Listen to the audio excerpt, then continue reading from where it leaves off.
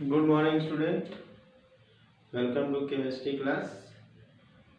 As you know that I have started solution chapter for revision, and yesterday we discussed about the type of solution, and now today we will proceed from the type of solution. If a solution is made in water, if a solution is if a solution is made in water,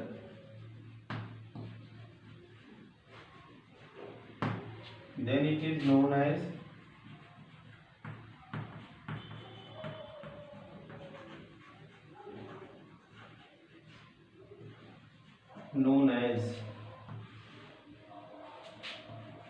if a solution is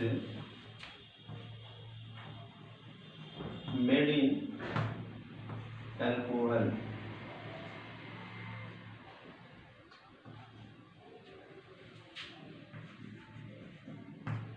then it is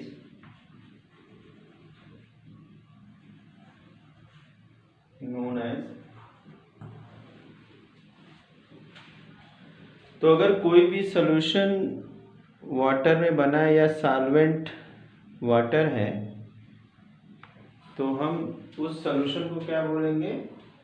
और अगर यहाँ पे question को थोड़ा change कर देते हैं, if in a solution, यहाँ थोड़ा चेंज करेंगे तो सही रहेगा। If in a solution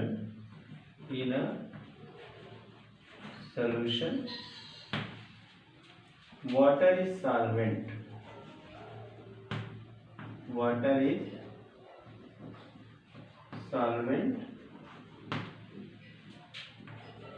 then it is known as, इसको हम क्या बोलेंगे,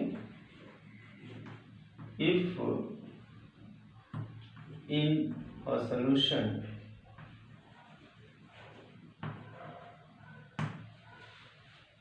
water is not a solvent,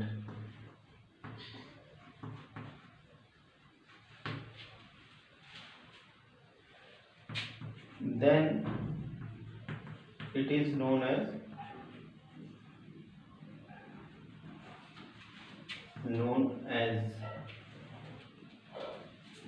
ठीक है। अब हमने क्वेश्चन को थोड़ा इजी कर दिया। ऐसे क्वेश्चन जो था थोड़ा टफ लग रहा था, अब क्वेश्चन हमारा इजी हो गया। अगर कोई सॉल्यूशन वाटर में बना हुआ है तो इसे हम क्या कहेंगे, इसे कहेंगे एक्वस सॉल्यूशन।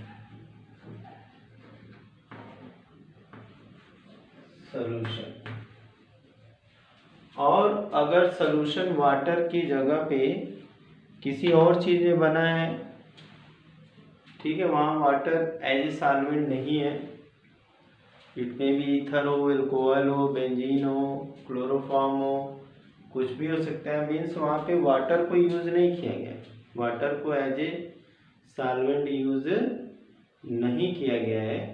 तो ऐसे कंडीशन में जो है कि क्या होगा, उस सॉल्यूशन को क्या कहेंगे, non aqueous solution, non aqueous solution. ठीक है, नॉन एक्वस सॉल्यूशन। ठीक है, तो दो टर्म हम लोगों ने जान लिया। ठीक है, अब यहाँ पे हम अमाउंट ऑफ सॉल्वेंट के अंदर कितना डिजॉल्व होता है, कितना नहीं डिजॉल्व होता है, उसके बेस पे हम सॉल्यूशन को तीन पार्ट में बांटेंगे। एक तो जैसे कि सैचुरेटेड अनसैचुरेटेड, सुपर सैचुरेटेड, ऐसे 3 तरह का सॉल्यूशन होता है। ठीक है, तो ये हमारा बेसिस क्या है, कितना सॉल्वेंट डिसॉल्व होता है सॉल्यूशन के अंदर या किसी सॉल्वेंट के अंदर। ठीक है, तो अब हम टाइप ऑफ सॉल्यूशन यहाँ पे देख, तो यहाँ पे हम लोग टाइप ऑफ सॉल्यूशन देखने जा रहे हैं on the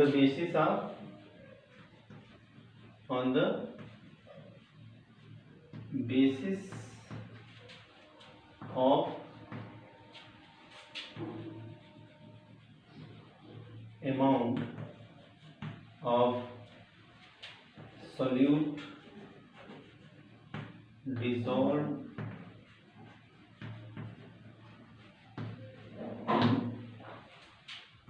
solution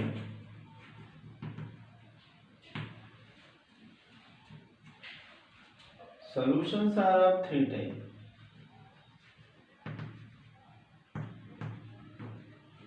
Are of 3 types.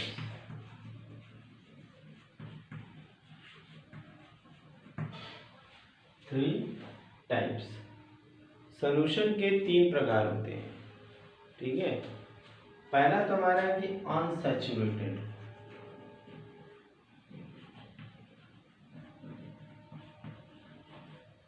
पहला हमारा है unsaturated solution.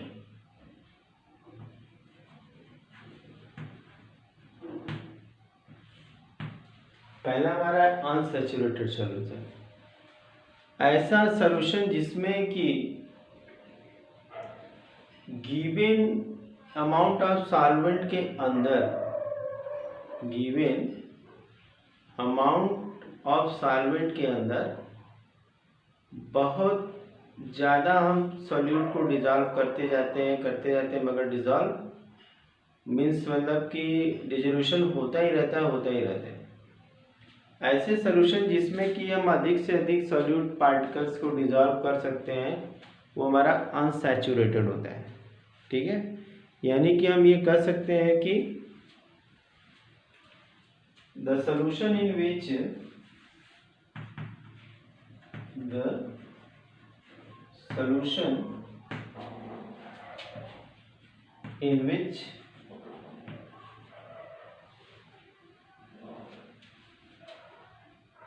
more amount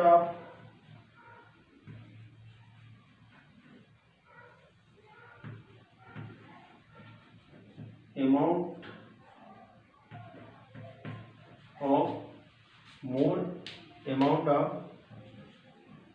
solute can be dissolved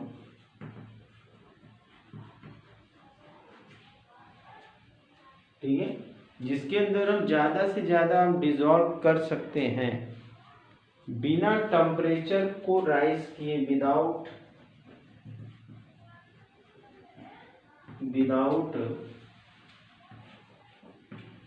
rising temperature.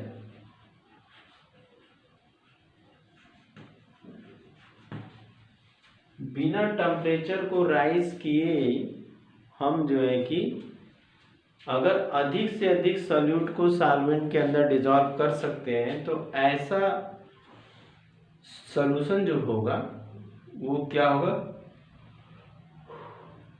वो होगा हमारा unsaturated solution. The solution in which more amount of solute can be dissolved without rising temperature। अगर हम temperature बढ़ा के किसी चीज को डिसॉल्व कर रहे हैं, अगर हम टेम्परेचर बढ़ा के किसी चीज को डिसॉल्व कर रहे हैं तो इसका मतलब वो अनसैचुरेटेड नहीं है, मतलब हमने टेम्परेचर बढ़ाया भी नहीं और डिसॉल्व करते जा रहे हैं, चीजें डिसॉल्व होती जा रही हैं। ठीक है, तो ऐसी सॉल्यूशन को हम क्या कहते हैं, unsaturated solution is called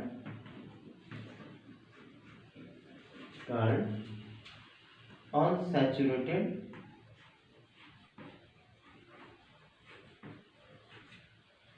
solution. ठीक है, एग्जाम्पल घर पे करके देख सकते हैं। ग्लूकोज वाटर, ग्लूकोज शुगर के कंपैरिजन में ज़्यादा डिजॉल्व होगी वाटर में। ठीक है, ग्लूकोज वाटर का सोल्यूशन अगर हम देख लें, ग्लूकोज वाटर का सोल्यूशन अगर हम देख लें तो वो क्या है, अनसैचुरेटेड है। उसमें अधिक से अधिक अगर कंपैरिजन करें चीनी से, शुगर से, तो जितना शुगर डिजॉल्व होगा उसका कई ज़्यादा गुना जो है कि ग्लूकोज डिजॉल्व होगा। ठीक है, चलिए ये हो गया। अब नेक्स्ट हम आएंगे, नेक्स्ट हमारा यहाँ पे क्या है, सैचुरेटेड सॉल्यूशन, जिसके अंदर जो है कि एक गिवन अमाउंट में ही सॉल्यूट को डिजॉल्व कर सकते हैं, फर्दर हम डिजॉल्व सॉल्यूट को नहीं कर सकते हैं।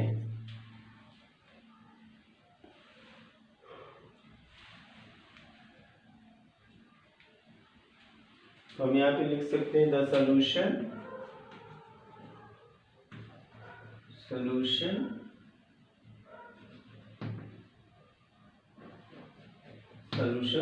in which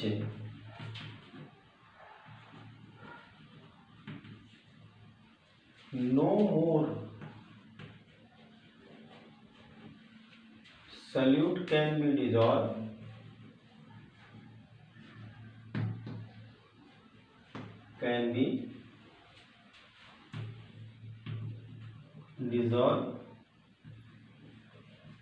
at a given temperature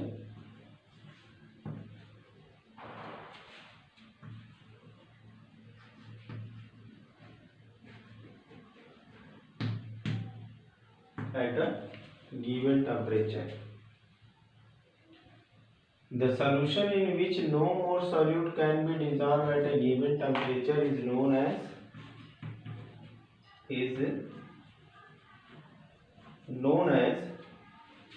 saturated solution.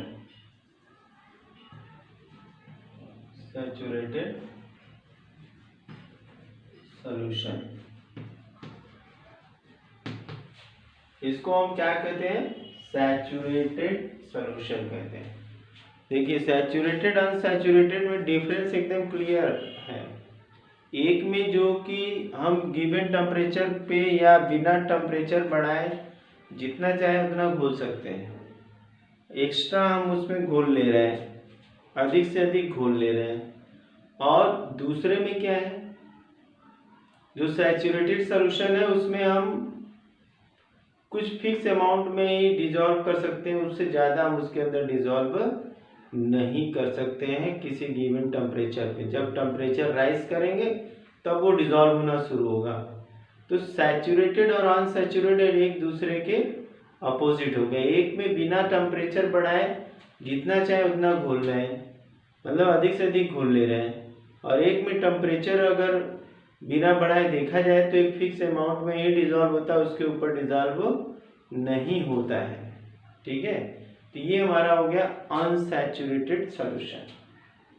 अब यहाँ पे हम नेक्स्ट देखेंगे सुपर सैचुरेटेड सॉल्यूशन। अब यहाँ पे हमारा थर्ड है सुपर सैचुरेटेड सॉल्यूशन। अब इसमें जो है कि सुपर सैचुरेट का मतलब क्या हुआ, ऐसा सॉल्यूशन जिसमें सैचुरेट जितना करने के लिए सॉल्यूट चाहिए उससे ज़्यादा सॉल्यूट उसके अंदर प्रेजेंट है। नहीं समझा? एक ऐसा सॉल्यूशन जिसमें सॉल्यूट की मात्रा सॉल्यूशन के सैचुरेट होने से ज़्यादा है। एक ऐसा सॉल्यूशन जिसमें सॉल्यूट की मात्रा उसके सैचुरेशन, सॉल्यूशन के सैचुरेशन से ज़्यादा है। जैसे हमारा क्रिस्टलाइन साल्ट होते हैं, क्रिस्टलाइन साल्ट। अब उस क्रिस्टलाइन साल्ट में क्या होता है, क्रिस्टलाइन वाटर होता है। जैसे एग्जांपल के लिए हम यहाँ पे देख लें, ये हमारा Na2CO3.10H2O, ठीक है। ये इसको वॉशिंग सोडा बोलते हैं। क्या बोलते हैं, वॉशिंग सोडा।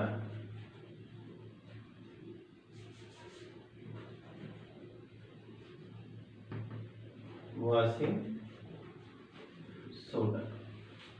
अब ये वॉशिंग सोडा जो है, ठीक है, इसमें 10 वाटर मॉलिक्यूल्स हैं। अब अगर इस वॉशिंग सोडा को हम ओपनली ऐसे छोड़ दें तो हम क्या देखते हैं, जितना ये क्रिस्टलाइन वाटर है इसमें ये घुलने लगता है। मतलब कहने का मतलब क्या है, वाटर हमारा सॉल्वेंट यहाँ पे कम है, सॉल्यूट हो गया ज़्यादा, सॉल्वेंट क्या हो गया, कम हो गया और सॉल्यूट हो गया ज़्यादा। तो यहाँ पे जो सॉल्यूशन बना वो क्या हो गया, सुपर सैचुरेटेड। तो कहीं भी सॉल्यूट किसी सॉल्यूशन के सैचुरेट होने से ज़्यादा है, जिस एट ए गिवन टेम्परेचर, किसी गिवन टेम्परेचर पे अगर एक पर्टिकुलर अमाउंट में कोई भी सॉल्यूशन सैचुरेट हो जाता है तो वो तो सैचुरेटेड सॉल्यूशन है। मगर उसी सॉल्यूशन के अंदर जितना सैचुरेशन के लिए सॉल्यूट चाहिए था उससे कहीं ज़्यादा सॉल्यूट है, डिजॉल्व है, तो इसका मतलब क्या हुआ, सुपर सैचुरेटेड है। और ऐसा एग्जाम्पल हमें वही मिलता है जहाँ पे हाइड्रेटेड साल्ट होते हैं। सुपर सैचुरेटेड सॉल्यूशन के लिए एग्जाम्पल हमें क्या मिलता है, हाइड्रेटेड साल्ट। चलिए ठीक है, इसको लिख लेते हैं।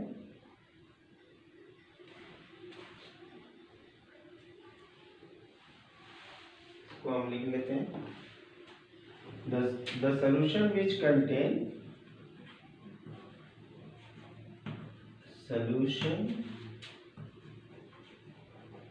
Which contain more solute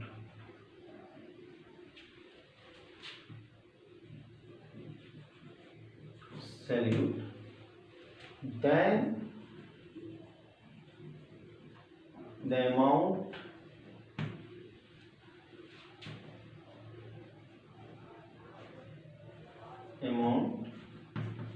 to saturate solution at a given temperature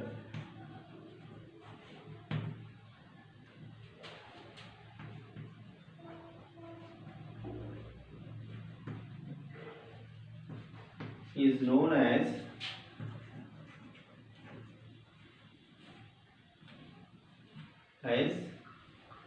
super saturated solution।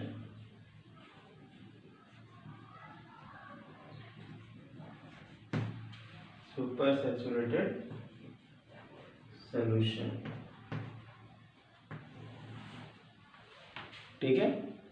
अब एग्जांपल हम यहाँ पे ले सकते हैं, एग्जांपल हमारा हाइड्रेटेड साल्ट।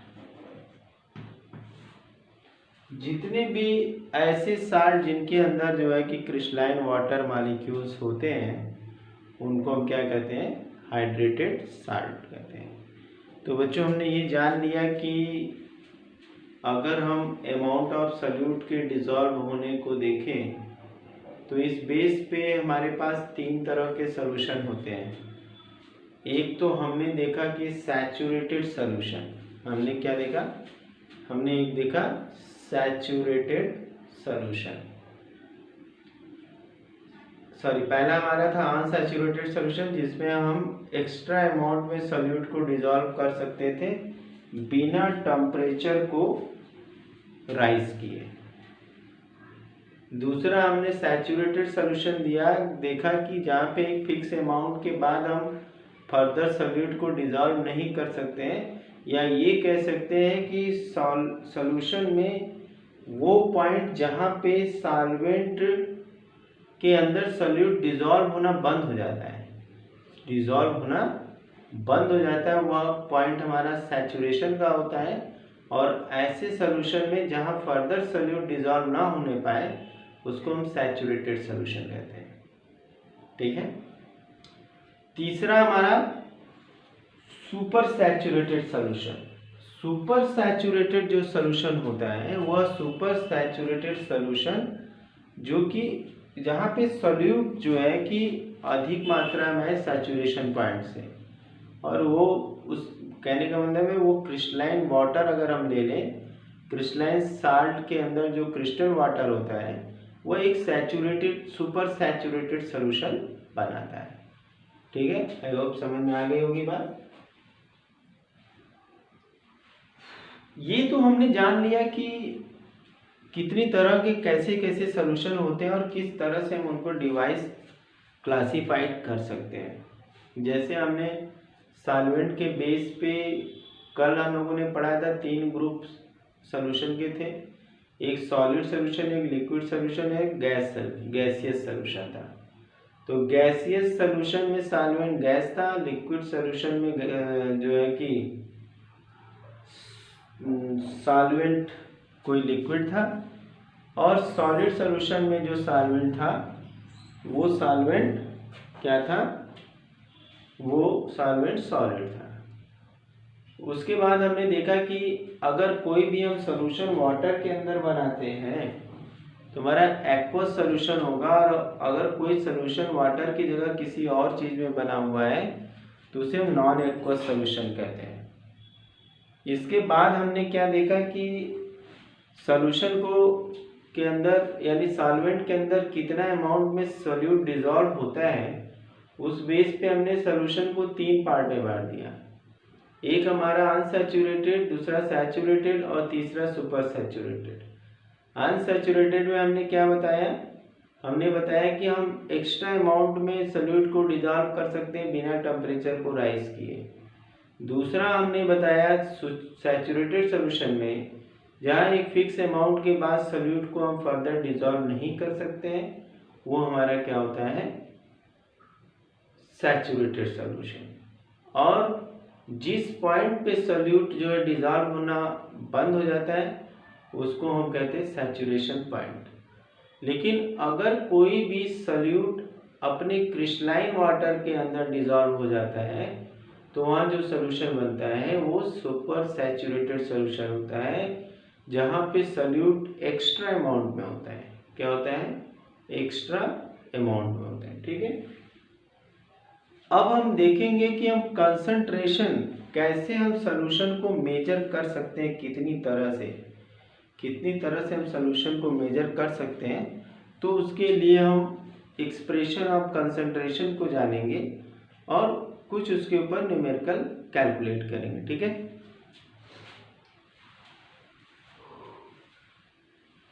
चलिए अब इसके बाद तो अब यहाँ पे हमें देखेंगे कंसंट्रेशन ऑफ सॉल्यूशन। इसमें क्या होता है कि concentration of solution is defined as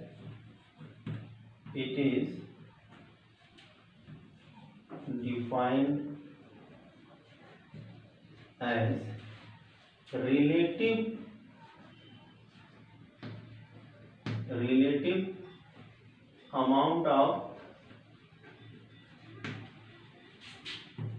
amount of solute in solution।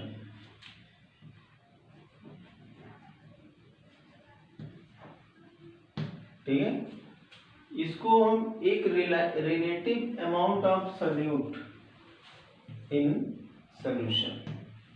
Solution के अंदर रिलेटिव अमाउंट में कितना सोल्यूट प्रेजेंट है उसे हम क्या कहते हैं, उसे हम कहते हैं कंसंट्रेशन ऑफ सॉल्यूशन। अब on the basis of concentration of solution जो है कि सॉल्यूशन 2 तरह के होते हैं। On the basis of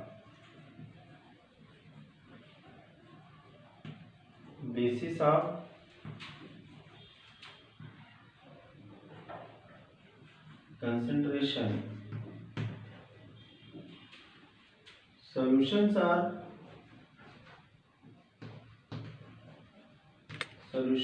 of 3 type, 2 type।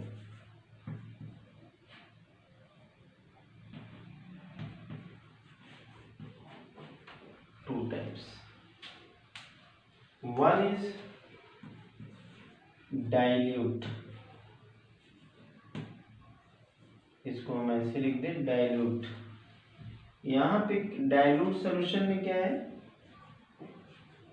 Dilute solution में amount of solute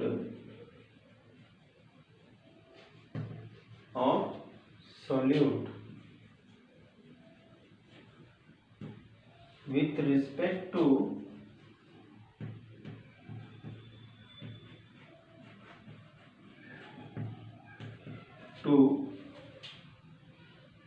solvent is very small.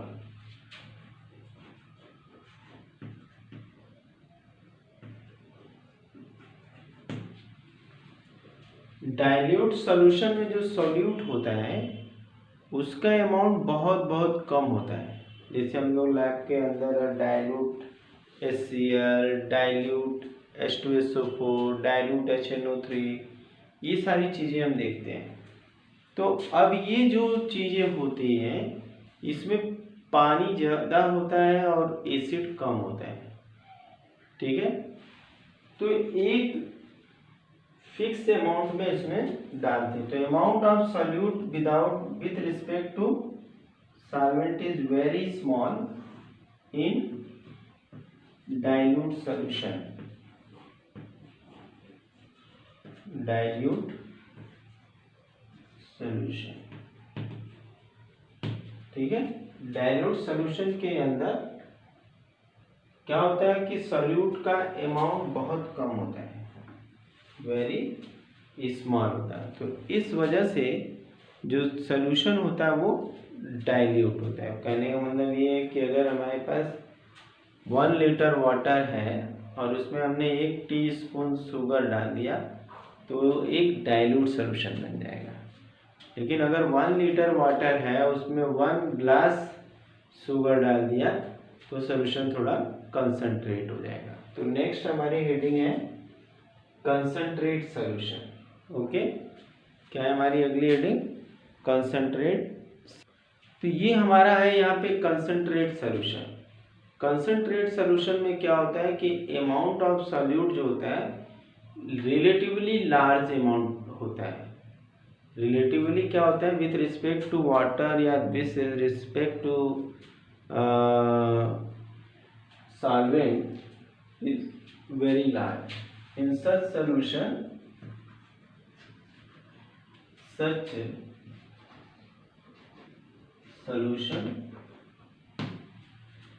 solute molecules are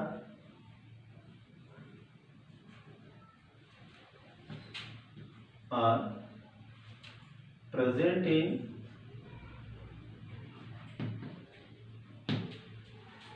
relatively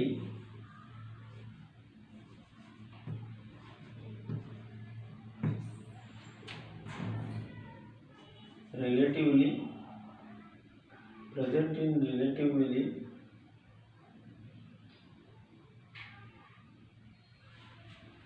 in such solution solute molecules are present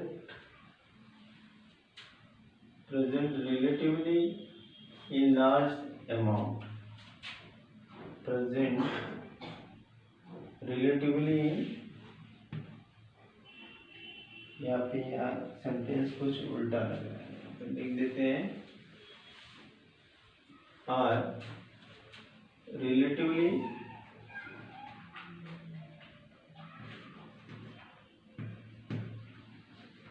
present in large amount.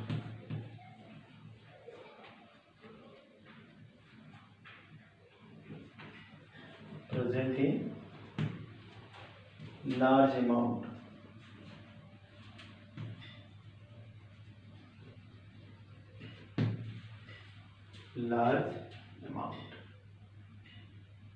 ठीक है।